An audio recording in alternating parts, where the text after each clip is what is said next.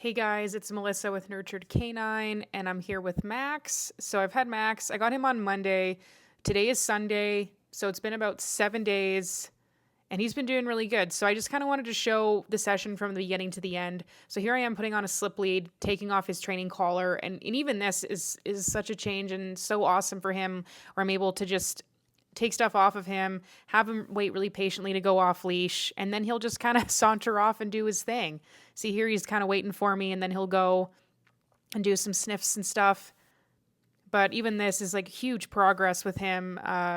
He's been really good on the 5 foot leash. I've stopped doing the 30 footer a couple days ago, so this has been really great for him having his freedom.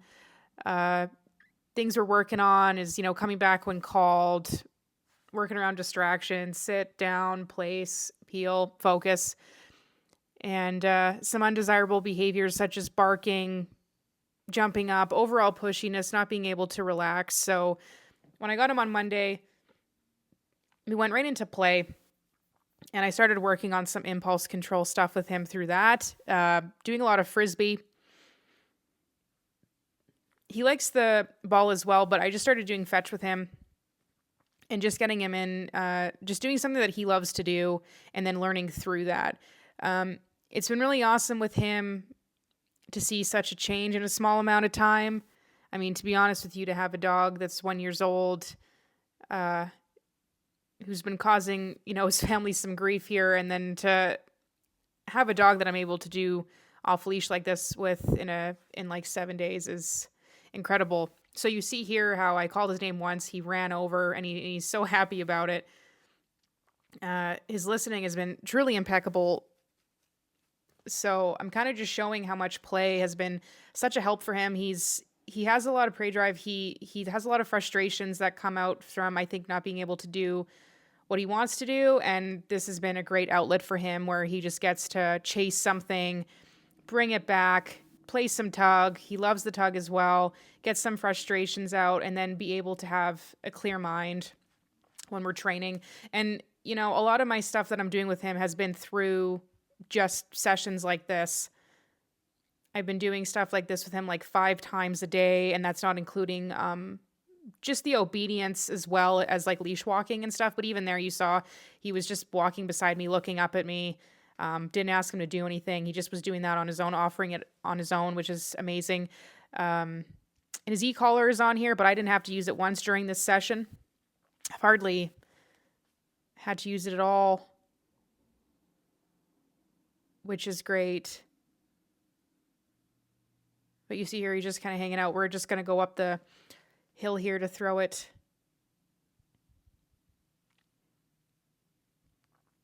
But he's a super, super fun dog. Like, he wants to engage with you. He wants to do what you're doing, and he really loves his play. He loves his fetch. He loves his affection. So I've been really doing a lot of that stuff with him. And the thing is, the dog gets to decide what they value the most. So we don't really get to decide that. So I kind of went on a limb and started doing the frisbee with him, and he loved it. So that was great. But I don't use food out here. Not saying you couldn't. I just, he's quite fulfilled just doing this and hanging out. So I haven't really felt that to be necessary. Here you'll see as soon as he realizes that I want to play with him, he's like, oh, okay. And I'll kind of move it around a bit. He's doing a sit, which is awesome. And yeah, this frisbee has been great because you can just chuck it and it totally makes him go, oh crap, I got to chase that, which is super fun. He likes this more than normal frisbee, so then we'll do some tug here. It's been fun with him because he truly loves it. I can tell he gets his frustration out through the tug as well. So I've been doing that a lot with him, but I've been working the impulse control as well, where I am asking for the sits and the downs and the drop it, especially when I ask him to drop it and then I go pick it up again. The biggest issue we were having the first few days, even when he knew when I was saying drop it, was just having to correct quite a few times for him not wanting to drop it, or him just going back to tag my hand if I went to go pick it up, like a little possessive in that way. not in a malicious way, just he thinks that's what he has to do, so that's what he does. So I just made it very obvious when I just said my no, and he was good. You'll see a couple times here he'll try to push me, but like I said, nothing to worry about. More so, like they're young and they'll try to push you where they think they can. And yeah, so this is a shorter session just because he is tired. He's been at this for like 7 days straight, but here we're gonna do some tug. He loves it. When he comes up to me and offers me the tug, that has been really great. Just because it shows he wants to engage with me. He wants to play. When he does that, I will go and do it with him instantly, just because I want him to value me in this environment. This is his our third different place that we've been in practicing play. So I'm really proud of him for being able to generalize that and still want to engage with me even though we're in a new place.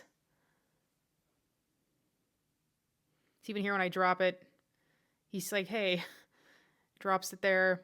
But you'll see what I mean there. Just he tries to kind of still get it, but I'm just like, hey, and then he'll drop it instantly, which is awesome. I'm going to clean that up, but it's way better than what it was. It was just like really intense biting and not wanting to let go. And here he has some drive to want to play tug, so then we'll do that a little bit. But here, see, he drops it. See, here he grabbed it out of my hand. I stepped on that leash. Instantly was like, no, grabbed it. He let go, and then I'll throw it again.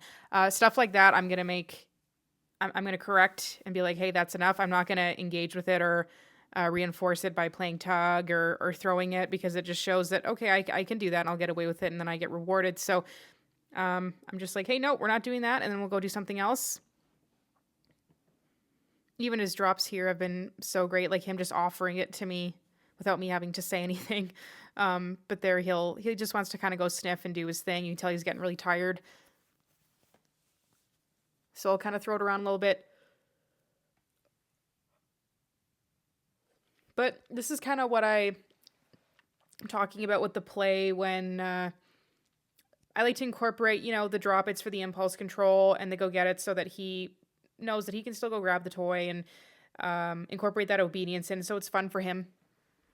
And it's not a drag, but just so I know that he's learning it. His sits and his downs, they weren't solid when he got here. The down still needs some work, but it's going much better than it was. And his sits are great. So I'm just doing like short little bursts of that just to get that obedience cleaned up.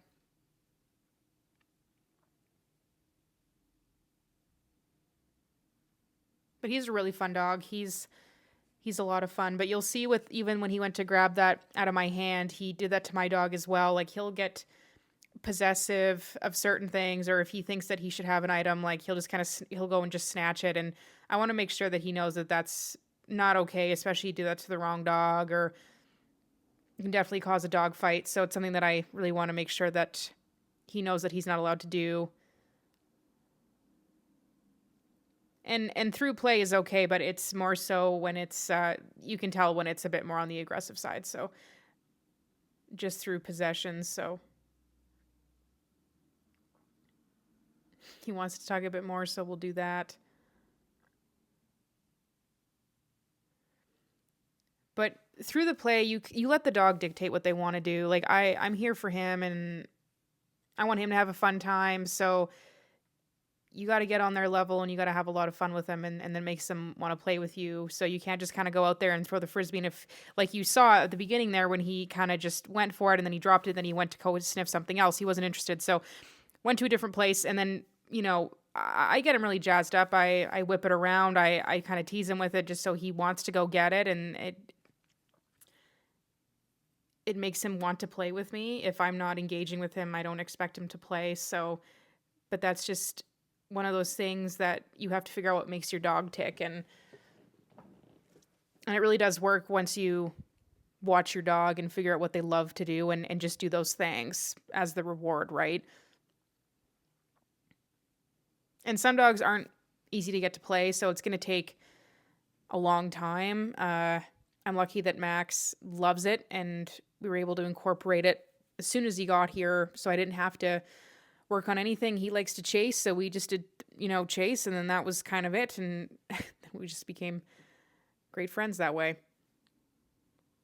But I've had, some dogs where it's going to take weeks, months, a year to get the play drive going. It just depends on what kind of dog you're dealing with, really. But here I'm doing my all done. I'm putting it away. And you notice now, like before when I would do all done and put it away, he would jump up at me and try to get the Frisbee and then just be really worked up. But now he does his nice little sit and I just grab the leash and we do our little pets. So he's coming along very, very nicely. He's a lot of fun.